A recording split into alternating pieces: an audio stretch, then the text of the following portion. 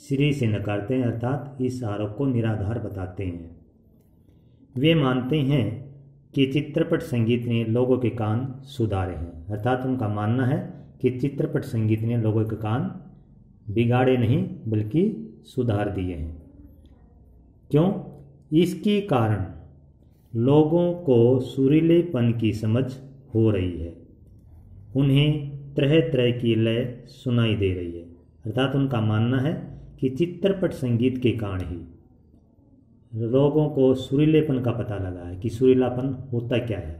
उन्हें तरह तरह चित्रपट संगीत, यानी कि जब हम दूरदर्शन पर, टीवी पर यानी फिर संगीत सुनते हैं, गाने सुनते हैं, तो हमें जो सुरीलापन है, अर्थात जिस तरह से लता के गानों में सुरीलापन है, लता के गाने हम सुनते हैं तो उसकी समझ हुई है आम आदमी को भी। आम आदमी को लय की सूक्ष्मता की समझ आ रही है, अर्थात आम आदमी भी किस तरह की लय में ये गाना गाया जा रहा है वो समझ लेता है। तेज लय में है यानी कि द्रुत गति में या मंद गति में गाया जा रहा है। इसने आम आदमी में संगीत विषयक अभिरुचि को पैदा किया है, अर्थात चित्रपट संगीत के कारण ही लोगों की संगीत के प्रति रुचि उत्पन्न हुई है। लेखक ने लोगों का शास्त्रीय संगीत को देखने और समझने में परिवर्तित दृष्टिकोण का श्रेय लता के चित्रपट संगीत को दिया है। यानी कि लेखक कहना चाह रहा है यहाँ कि शास्त्रीय संगीत को देखने और समझने, अर्थात जो शास्त्रीय संगीत है उसको समझने और देखने के लिए काफ़ी तन्मयता की ज़रूरत है। अर्थात शास्त्रीय संगीत की जो महफिल होती है वो 3-3.5 घंटे की चलती है और उसको बहुत कम लोग ही समझ पाते हैं, जबकि चित्रपट संगीत में 3-3.5 मिनट का जो गाना होता है उसमें लोगों को आनंद आता है। तो ये सारा जो श्रेय है वो लता मंगेशकर को जाता है। चित्रपट संगीत पर हमारी राय कुछ अलग है। पुराने जमाने के चित्रपट संगीत ने सुरीलापन दिया, परंतु आज का संगीत तनाव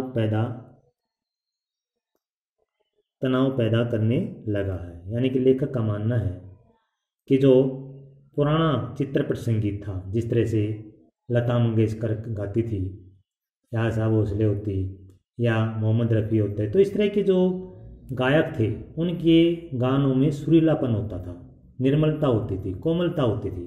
लेकिन जो आजकल के संगीत हैं, आजकल के गाने हैं, वो तनाव पैदा करने वाले हैं। उन गानों में अश्लीलता बढ़ गई है। अब गानों में अश्लीलता बढ़ गई है। कान फोड़ू संगीत का फैलाव हो रहा है। यानी कि आपने देखा होगा कि आजकल ट्रैक्टर वगैरह पे भी हरियाणवी गायकों के गाने, जिस तरह सपना चौधरी के गाने या दूसरे पंजाबी गायकों के गाने, वो ऊंची ऊंची आवाज़ में बजाते रहते हैं, दूसरों के कान फोड़ते रहे, वो स्वयं नहीं सुनते, दूसरों को सुनाते हैं। और उन गानों में अश्लीलता भी है। दोनों में ताजगी नहीं आ रही है। अर्थात जो धुन पहले होती थी, पहले पुराने गानों की जो धुन होती थी, जिसको सुनते ही हमारा मन आनंदित हो जाता था, हमें एक अजीब तरह की खुशी मिलती थी, आज वो खुशी आधुनिक गानों में नहीं मिलती। आज चित्रपट संगीत तेज भागती जिंदगी की तरह हो गया है। अर्थात पहले जो चित्रपट संगीत का प्रयोग होता था वो लोगों को आनंदित करने के लिए होता था, अर्थात उनको खुशी देने के लिए होता था, लेकिन आज ये एक व्यवसाय के तौर पर किया जा रहा है, तो इसलिए तेज भागती जिंदगी की तरह हो गया है। अगला प्रश्न देखते हैं। शास्त्रीय एवं चित्रपट दोनों तरह के संगीतों के महत्व का आधार क्या होना चाहिए? कुमार गंधर्व की इस संबंध में क्या राय है और स्वयं आप क्या सोचते हैं? यानी कि प्रश्न को समझिए एक बार। शास्त्रीय एवं चित्रपट दोनों तरह के जो संगीत हैं उनका आधार क्या होना चाहिए, और जो इस पाठ के लेखक हैं कुमार गंधर्व, तो उनकी इस संबंध में क्या राय है और आपकी क्या राय है?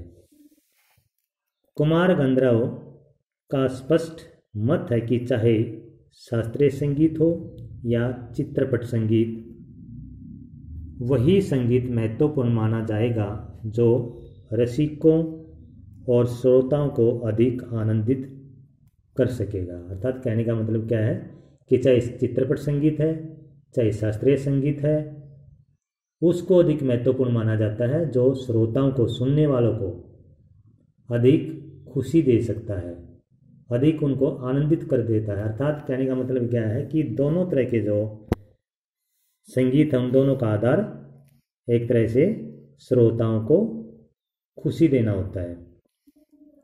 दोनों प्रकार के संगीत का मूल आधार होना चाहिए रंजकता, अर्थात लोगों को आनंदित करना, उनमें रंजकता पैदा करना, उनमें खुशी प्रदान करना उनको। इस बात का महत्व होना चाहिए कि रसिक को आनंद देने की सामर्थ्य किस गाने में कितनी है। अर्थात कि इस बात का हमें तब पता लगता है कि कोई गाना कितना अधिक लोगों को आनंद देता है। किसी गाने को सुनकर तो हम खुशी से झूम उठते हैं, किसी गाने को सुनकर हमें ऊब से जाते हैं और उसको सुनना बंद कर देते हैं। तो ये जो उस गाने की लय और धुन पर निर्भर करता है कि वो सुनने वालों को कितनी खुशी देता है। यदि शास्त्रीय संगीत में रंजकता नहीं है तो वह बिल्कुल नीरस हो जाएगा। देखिए, शास्त्रीय संगीत की जो महफिल होती है वो 3-3.5 घंटे की होती है और इतने लंबे समय में सुनने वाले जो है या उस महफिल को देखने वाले जो ऊब से जाते हैं, थक जाते हैं और उनको वो नीरस सा लगने लगता है, अनाकर्षक लगेगा और उनमें कुछ कमी सी लगेगी। अर्थात उनको वो आकर्षक नहीं लगेगा, उसमें कुछ कमी लगने लग जाएगी उनको। गाने में गानपन का होना आवश्यक है। अर्थात गानपन का क्या अर्थ है कि जो लोगों को खुशी दे सके, उनमें आनंद की भावना बढ़ सके, अर्थात उस गाने को सुनकर वे खुशी से झूम उठे। गाने की सारी मिठास, सारी ताकत उसकी रंजकता पर अवलंबित होती है। यानी कि जो सारी मिठास और ताकत जो गाने की होती है वो रंजकता पर आधारित होती है, उस पर निर्भर करती है। और रंजकता का मर्म रसिक वर्ग के समक्ष कैसे प्रस्तुत किया जाए, किस रीति से उसकी बैठक बिठाई जाए और श्रोताओं को कैसे सुसंवाद साधा जाए, इसमें समाविष्ट है।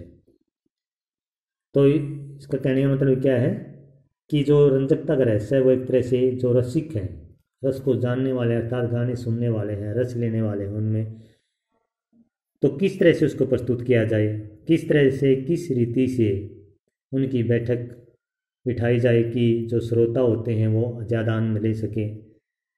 तो लेखक का जो ये मत है वो बिल्कुल सत्य है और हमारी राय भी लेखक के समान ही है, अर्थात हम भी लेखक से सहमत हैं।